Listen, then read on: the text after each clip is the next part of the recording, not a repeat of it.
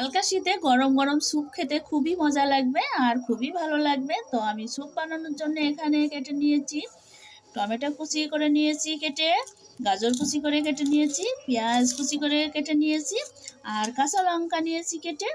আর এখানে 5-6 কোয়া নিয়েছি তোমার হচ্ছে রসুন কুচি করে। আর এই যে কর্নফ্লাওয়ার নিয়েছি, কর্নফ্লাওয়ারটা গুলিয়ে নেব আমি আগে থাকতেই সব রেডি করে নিয়ে রান্নার কাছে চলে যাব। আর এখানে দেখো কতগুলো গোলমরিচ নিয়েছি আর এই যে আদা নিয়েছি, এগুলো আমি একবারে থেতো করে নিয়ে যাব। গোলমরিচটা আর আদাটা একেবারে থেতো করে নিয়ে যাব রান্নার কাছে। তো চলুন আমি কিভাবে স্যুপটা বানাই আপনারা দেখবেন, আমার সঙ্গেই থাকবেন আমার মিষ্টি বন্ধুরা। মাংসটাকে আমি একটু ভালো করে ভেজে নেব।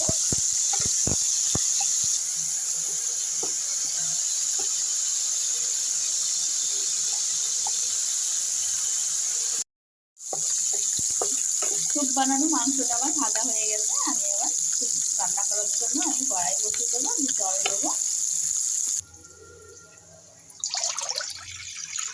জলটা একটু বেশি দিতে হবে, স্যুপটা খাবে আমার ছেলে আর ছেলের বন্ধুরা, ওরা 4 বন্ধু মিলে খাবে স্যুপটা, তো অনেকটাই জল লাগবে।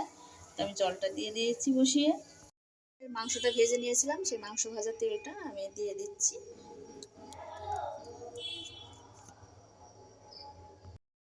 জলটা ফুটে গেছে।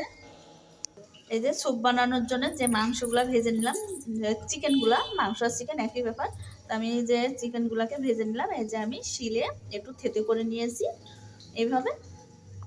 তো এবার আমি সবজিগুলাকে, জল ফুটে গেছে, আমি দিয়ে দেব।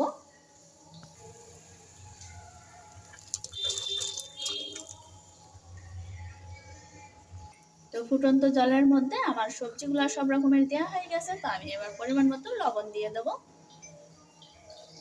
সবজিটা ফুটে গেছে, আমি এই সময় দিয়ে দেব চিকেন থেতো করা।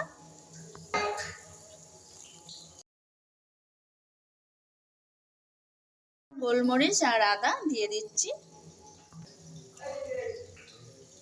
সবজিটা আমার ভালোভাবে সিদ্ধ হয়ে গেছে, এবার আমি দিয়ে দেব ডিম। ভালো করে নাড়িয়ে দেবো ডিম দিয়ে। আর এই ধোয়া উঠছে, ধোয়ার জন্য কিচ্ছু বোঝা যাচ্ছে। এবার দিয়ে দেবো কর্নফ্লাওয়ার,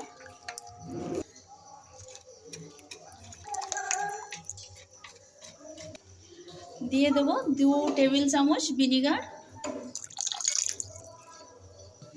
এবার দিয়ে দেবো ধনিয়া পাতা কুচানো।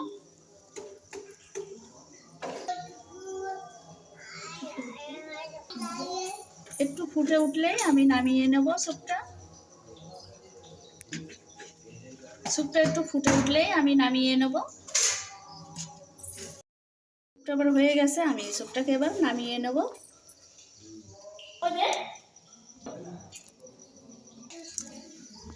এইভাবে তুলে নিয়েছি সব জায়গায় জায়গায়।